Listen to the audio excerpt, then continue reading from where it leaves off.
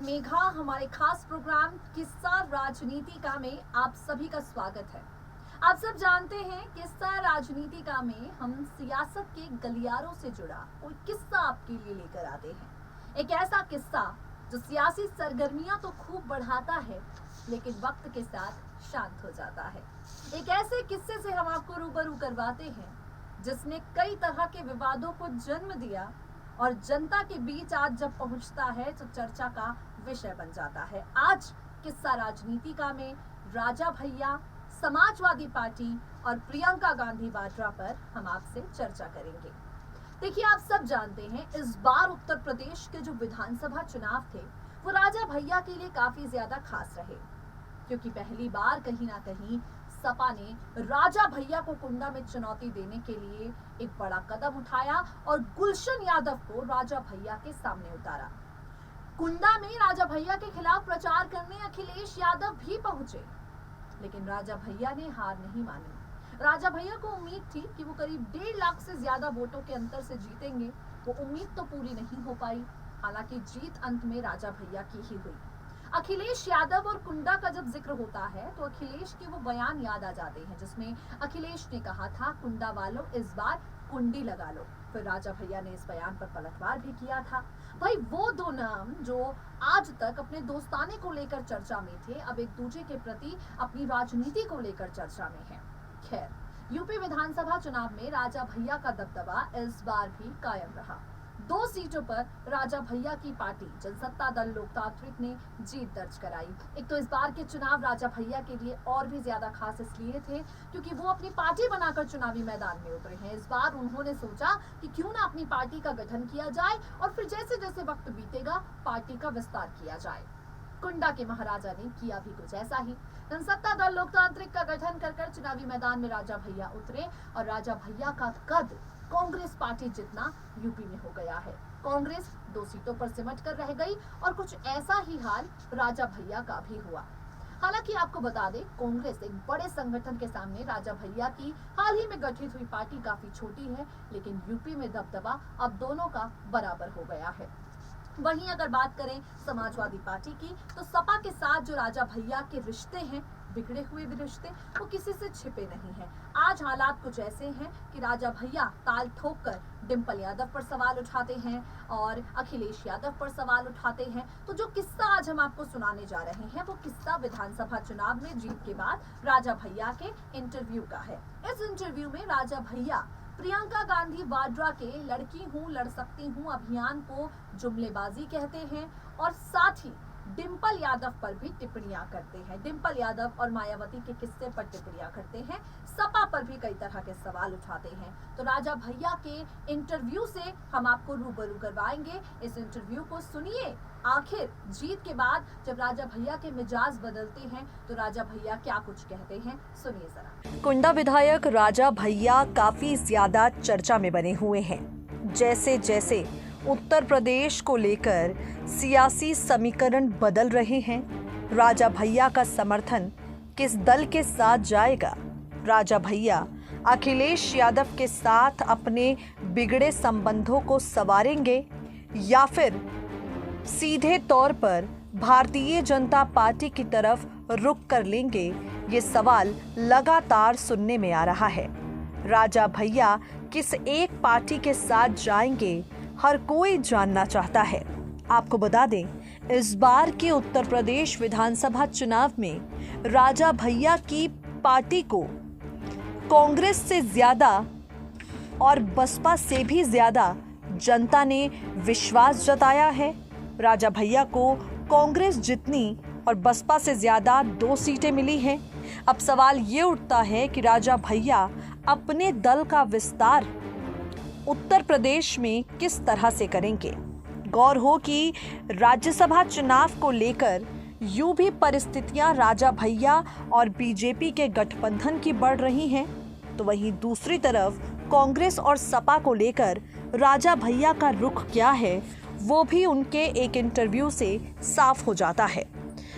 UP चुनाव के दौरान राजा भैया ने एक के बाद एक कई धाकड़ इंटरव्यूज दिए।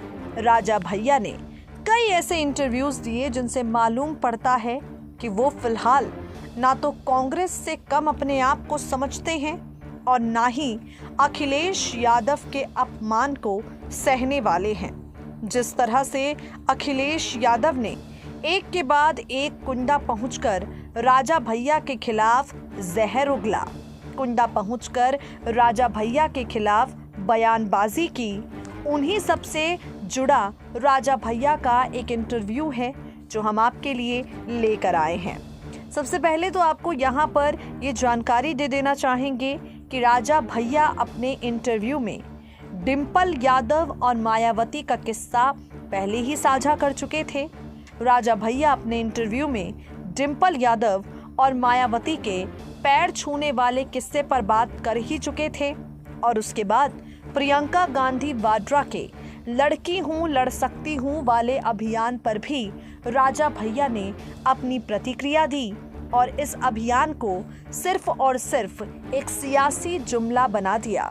इंटरव्यू राजा भैया का सामने जो आया है, इसमें राजा भैया सीधे तौर से प्रियंका गांधी वाड्रा के लड़की हूँ लड़ सकती हूँ अभियान को झूठा और हल्का बताते हैं। राजा भैया कहते हैं कि वो इस तरह के झूठे अभियान चलाकर जनता को गुमराह नहीं करेंगे। राजा भैया कहते हैं, कोविड के कारण मैं अपनी पार्टी का ज्यादा प्रचार नहीं कर पाया। कांग्रेस ने क्या नारे दिए, क्यों दिए और क्या नीतियां अपनाई, ये बात कांग्रेस ही जाने, क्योंकि सच तो ये है कि सीटों के मामले पर हम कांग्रेस के बराबर ही खड़े हैं। वहीं मायावती के बारे में राजा भैया कहते हैं, बसपा को इस बार जनता का आशीर्वाद नहीं मिला, बसपा को एक सीट मिली है और हमें 2। हमारे लिए ये प्रसन्नता की बात है। राजा भैया से ये सवाल किया गया, क्या अब प्रियंका गांधी वाड्रा को हराने के बाद, कुंडा में अखिलेश यादव के खिलाफ जीतने के बाद आप 2024 का चुनाव लड़ेंगे? राजा भैया ने कहा, बिल्कुल पार्टी फैसला लेगी। मैं अपनी पार्टी का राष्ट्रीय अध्यक्ष जरूर हूँ, लेकिन पार्टी के साथ चर्चा करने से पहले कोई घोषणा नहीं करूंगा। राजा भैया ने ये भी कहा कि यूपी में बीजेपी की सरकार पूर्ण बहुमत से बनी है। हम स्थिरता देख रहे हैं, विकास देख रहे हैं, मजबूत विपक्ष की भूमिका को निभाएंगे। आपको बता दें कि राजा भैया भले ही प्रियंका गांधी वाड्रा की नीतियों पर सवाल उठाते हों, डिंपल यादव और मायावती के पैर छूने वाले किस्से पर तंज कसते हों, भले ही अखिलेश यादव को जीतने नहीं दूंगा ऐसे दावे करते हों, लेकिन सच तो ये है कि राजा भैया सिर्फ और सिर्फ भारतीय जनता पार्टी के प्रति झुकाव दिखा रहे हैं। बीजेपी के साथ राजा भैया अपनी नज़दीकियों को हर पल बढ़ा रहे हैं।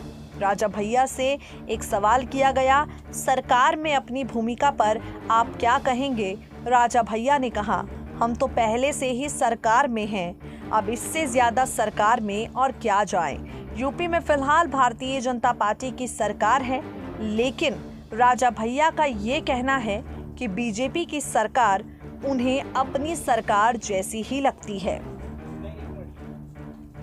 तो देखा आपने किस तरह से राजा भैया यूपी में 2 सीटें जीतने के बाद, बसपा से ज्यादा जनता का समर्थन हासिल करने के बाद, कांग्रेस जितना कद कर लेने के बाद किसी से डरने वाले बिल्कुल नहीं है। राजा भैया को लगता है कि अब वक्त है उनकी पार्टी के विस्तार का।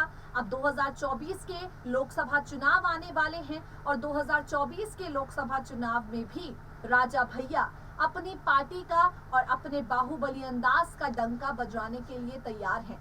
2024 के लोकसभा चुनाव में भी राजा भैया कुछ ऐसा ही करने वाले हैं जिसके बाद चारों तरफ चर्चे उनके ही होंगे। और राजा भैया जिस तरह से कटाक्ष सपा पर करते हैं, जिस तरह से कटाक्ष कांग्रेस पर करते हैं, उससे एक बात कहीं ना कहीं ये भी साबित हो जाती है कि राजा भैया किसी भी हाल में ना तो सपा के साथ अपनी राजनीति को जोड़ने वाले हैं और ना ही कांग्रेस को विकल्प के तौर पर देख रहे हैं। राजा भैया के पास अगर कोई विकल्प है तो वो विकल्प सिर्फ और सिर्फ भारतीय जनता पार्टी ही हो सकती है। आज के लिए किस्सा राजनीतिका में इतना ही। सियासत के गलियारों से जुड़े ऐसे ही दिलचस्प किस्से हम आपको सुनाते रहेंगे, मगर तब तक के लिए दे दीजिए मुझे इजाजत। जुड़े रहिए हमारे चैनल के साथ। नमस्कार।